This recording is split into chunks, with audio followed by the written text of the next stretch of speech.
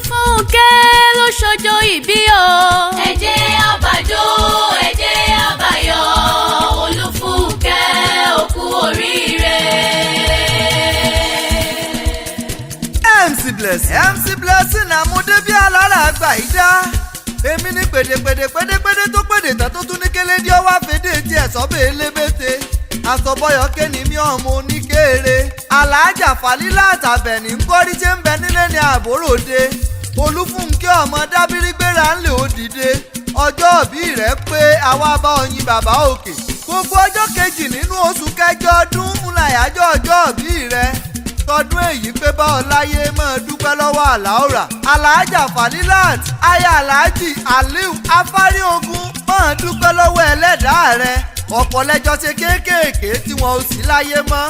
ọ̀pọ̀ sì ń bẹ tọ́jẹ́ pé wọn ò jẹ́ èèyàn ìwọ wà láyé ọ wà láàyè ó tún wà láàyè tó dáa ó yẹ kó o dúpẹ́ lọ́wọ́ àláòrà bí tó pa ọmọ fún wa ni àbúrò rẹ̀ aláàjà Chief Mrs Mojísọ́lá Dábírí Àdùkẹ́ aya Sótáyọ̀ ló pè mí tó ní ọmọ ìyá kúkú dùn ní pé kí n wá bò ń kọ́ ọmọ ìyá òun lọ́lanu kó tó lórí bá bọ́ sí lẹ́nu ló pé.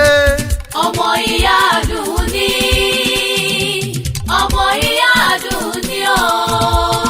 kíkú má pa ọmọ ìyá mi, ọmọ ìyá dùn ní, ọmọ ìyá dùn ní, ọmọ ìyá dùn ní o, kíkú má pa lábẹ́ ní mi, ọmọ ìyá dùn ní. ọmọ ìyá yóò kúkú ní bàjẹ́ láéláé ẹ̀yin ọmọ ìyá wa aláàjà Fátímà Àgbékẹ́ Dábírí tó ṣe bẹ́ẹ̀ tí ò sí láyé mọ́ ikú dóró ilẹ̀ ń jẹ èèyàn olúọbọ dákúkọ́dẹ̀lẹ̀ fèèyàn re wò ó ọlọ́jọ́ òbí gbogbo ẹbí pátá ló kí ọ̀pọ̀ ọdún o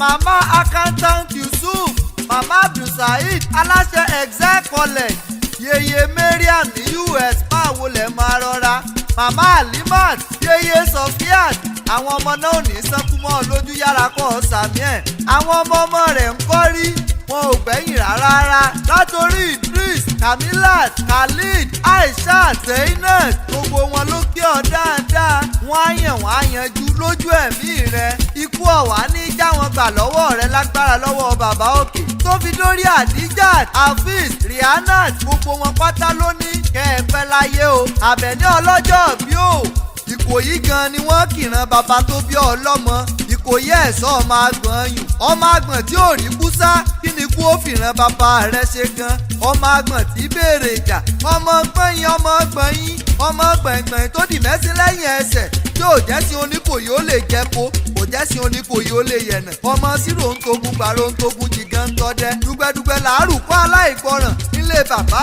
rẹ̀ ìran Ìkòyí kì í gbọ́fà lẹ́yìn gbangba wájú ni bàbá yín fi gbọ́ta Ìkòyí tó bá gbọ́fà lẹ́yìn òjò ló ṣe búbu lọ́bọ̀ Oníkòyí jagun oṣù méje ẹ̀wọ̀n ọ̀tọ̀ọ̀tọ̀ lọ́bọ̀ Oníkòyí jagun oṣù mẹ́fà fèrè lọ́bọ̀ Oníkòyí jagun oṣù mẹ́ẹ̀ẹ́dógún ẹ̀kọ́yìn ọ̀bọ̀ Oníkòyí jagun oṣù kọ̀ọ̀kan tiẹ́ bí lólú ọmọ agbọ́jọ́ òkúrera ṣẹ̀ṣẹ̀ kò yọ ọmọ agbọ̀n lápò wòròwòrò ọlọ́jọ́